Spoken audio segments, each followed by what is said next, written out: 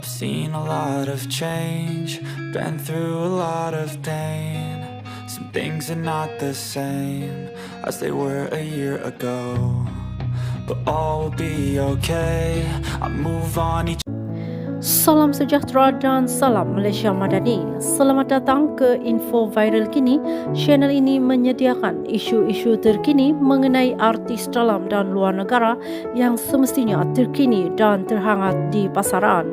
Sebelum itu, sila tekan butang subscribe, like dan share serta aktifkan butang notifikasi supaya anda tidak ketinggalan mengikuti berita-berita terkini. Sumber berita dipetik daripada mhdaily.net. Berita terkini, gara-gara Al-Quran buruk, jadi punca lakonan Wan Maimunah diingati sampai Sultan Brunei pun puji. Siapa tidak kenal dengan sosok pelakon yang paling melekat dengan watak air mata? Berilah apa saja watak kepada Wan Maimunah Wan Abdul Aziz 65 pasti akan dijayakan dengan baik sehingga berbekas kepada penonton. Menceritakan detik menceburi bidang seni, pelakon yang berasal dari kampung Datuk Sulaiman Menteri Johor Bahru ini berkata dia bermula dengan bidang terjun sebagai pelakon pembantu semasa pertandingan drama dan teater.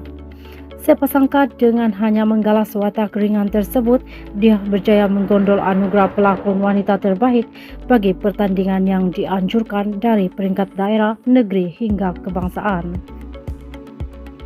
Pada 1972, Wan Maimunah yang lebih selesa membasahkan diri sebagai ibu, menjejakkan kaki ke Kuala Lumpur dan memulakan kerjaya sebagai seorang penari kebudayaan di Jabatan Belia dan Sukan. Ketika itu, Fauzia Nawi adalah selebriti pertama yang dikenalinya dan pernah menumpang teduh di rumah keluarganya.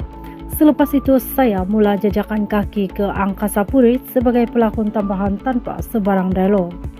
Ketika itu, saya diarahkan duduk sahaja di dalam set penggambaran dengan dibayar RM30. Zaman dulu berlakon di skrin televisyen hitam putih dan menjalani latihan di studio. Masa itu jumlah tersebut sudah dianggap besar sebab gaji dibayar RM120. Sangat cukup serba-serbi dan lepas duit nak makan nasi campur 80 sen ketika itu, katanya. Pelakon legenda yang dilahirkan pada 24 Jun 1957 ini banyak terlibat dengan teater anjuran Dewan Bahasa dan Pustaka sehingga ramai menyangka dia bekerja sepenuh masa dengan DBP. Katanya DBP banyak melakukan pementasan teater yang diadaptasi daripada karya novel. Dari pentas itu juga kami berjaya terbang ke luar negara menyertai festival teater di Manila, Filipina menerusi naskah Tok Selampit, katanya.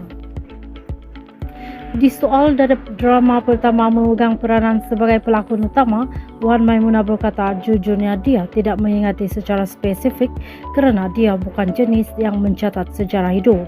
Namun kongsinya dia masih ingat drama terakhir hitam putih berjudul Cenderamata yang dilakonkan di RTM pada 1979. Naskah tersebut memberi kesan kepada orang ramai termasuk kru penggambaran yang menitiskan air mata ketika beberapa babak dirakam. Sejujurnya banyak cerita yang memberi kesan kepada diri saya sendiri seperti naskah perempuan dalam Pasungan.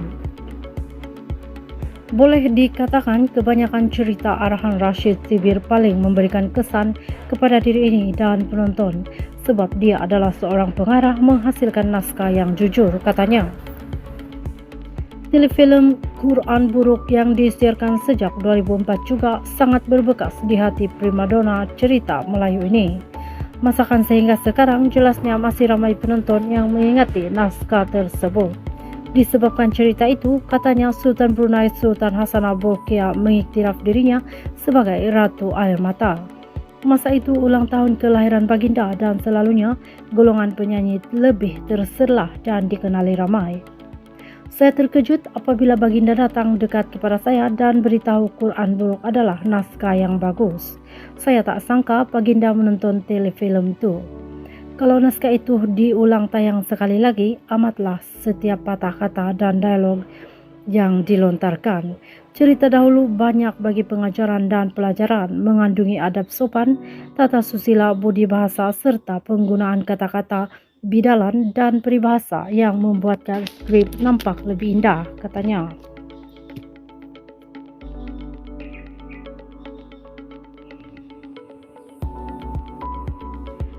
Sekian info hari ini. Terima kasih.